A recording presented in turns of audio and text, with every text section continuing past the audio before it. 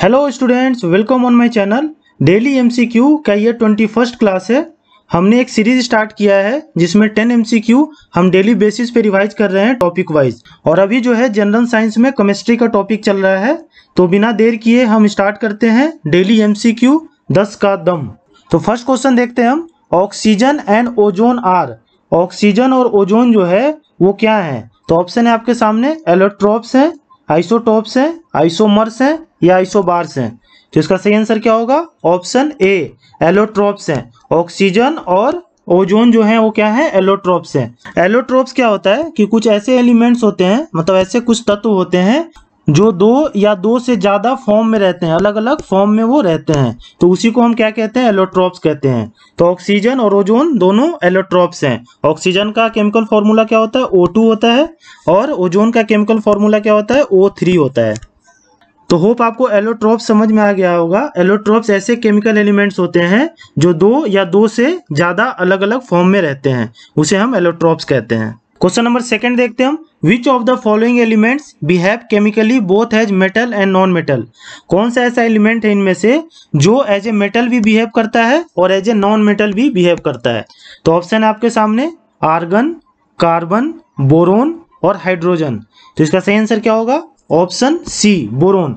Boron जो है वो एज ए मेटल भी बिहेव करता है और एज ए नॉन मेटल भी बिहेव करता है। तो ये काफी इंपॉर्टेंट क्वेश्चन है, इसको आप ध्यान रखिएगा। क्वेश्चन नंबर थर्ड देखते हैं हम। Which of the following is correct about hard water. Hard water के संदर्भ में कौन सा ऑप्शन करेक्ट है? तो पहला ऑप्शन हम देखते हैं, it is free from soluble salt of calcium and magnesium. क्या ये फ्री होता है कैल्शियम और मैग्नीशियम के सॉल्ट से? दूसरा है, it does not give lather with soap, मतलब सोप के साथ ये झाग नहीं देता है। तीसरा है, both A and B, A and B दोनों। और चौथा है, नन ऑफ दिस। तो इसका सही आंसर क्या होगा? Option B, it does not give lather with soap. Soap के साथ जो है ये झाग ज्यादा नहीं देता है। देखिए इस फिगर में सॉफ्ट वाटर के साथ जो है सोप ज्यादा झाग दिया है और हार्ड वाटर के साथ काफी कम झाग दिया है। और हार्ड वाटर जो है वो हार्ड क्यों होता है? तो because of soluble salt of calcium and magnesium, ये उसमें रहते हैं जिसके कारण ये हार्ड होता है। ठीक, तो ये फ्री नहीं होता है, इसीलिए ए ऑप्शन क्या है? गलत है आपका। क्वेश्चन नंबर 4 देखते हैं हम। The common name of sodium hydrogen carbonate is. Sodium hydrogen carbonate का कॉमन नेम क्या है? तो ऑप्शन है आपके सामने, sperm salt, milk of magnesia, common salt या बेकिंग सोडा। तो इसका सही आंसर क्या होगा? Option D, baking soda. Baking soda जो है वो क्या है? कॉमन नेम है सोडियम हाइड्रोजन कार्बोनेट का। और सोडियम हाइड्रोजन कार्बोनेट का केमिकल फॉर्मूला क्या होता है? NaHCO3।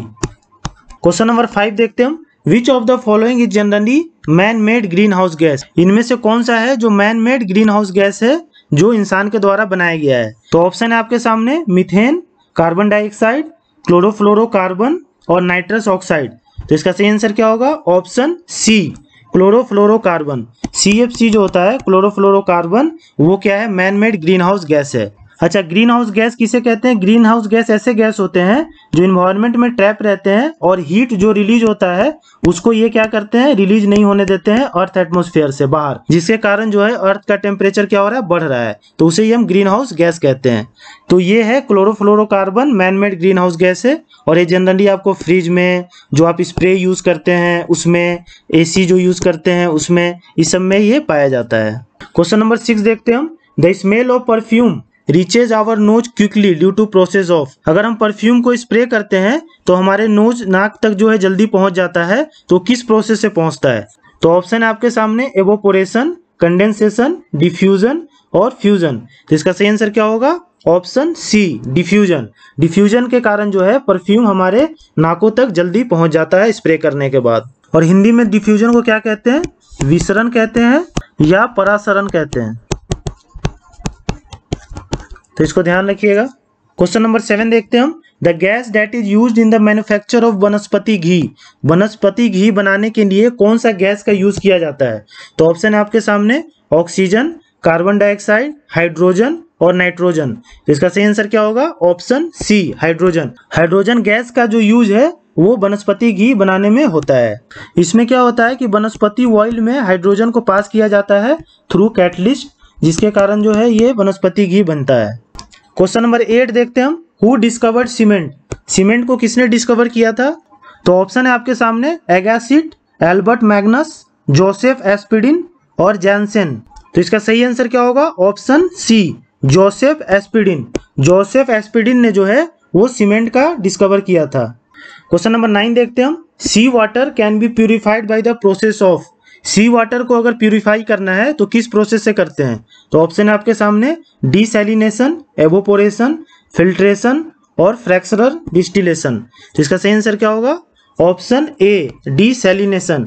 डिसैलिनेशन एक प्रोसेस है जिससे सी वाटर को प्यूरिफाई किया जाता है। इसमें होता क्या है कि इसको वाटर को हीट करते हैं और ये क्या है वेपर में चेंज होता है, और जब ये कूल होता है तो ये क्या होता है फ्रेश वाटर देता है विदाउट सॉल्ट। तो ये जो पूरा प्रोसेस है उसको क्या कहते हैं? डिसैलिनेशन कहते हैं। क्वेश्चन नंबर 10 देखते हैं हम। Which of the following is a natural polymer.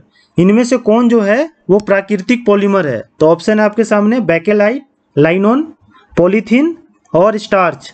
तो इसका सही आंसर क्या होगा? Option D, starch. स्टार्च जो है वो क्या है? प्राकृतिक पॉलीमर है। और स्टार्च कहाँ कहाँ पाया जाता है? पोटैटो में स्टार्च पाया जाता है, राइस में पाया जाता है स्टार्च। तो ये एक नेचुरल पॉलीमर है, मतलब प्राकृतिक पॉलीमर है ये। और ये जो बेकेलाइट, लाइनोन और पॉलीथीन है ये क्या है? ये मैन मेड पॉलीमर है। तो होप आपको सारे क्वेश्चंस क्लियर हो गए होंगे। सो मिलते हैं नेक्स्ट वीडियो में 10 नए एमसीक्यू के साथ। और अगर आपको ये सीरीज पसंद आ रही है तो please like, share and subscribe to my channel. Thank you.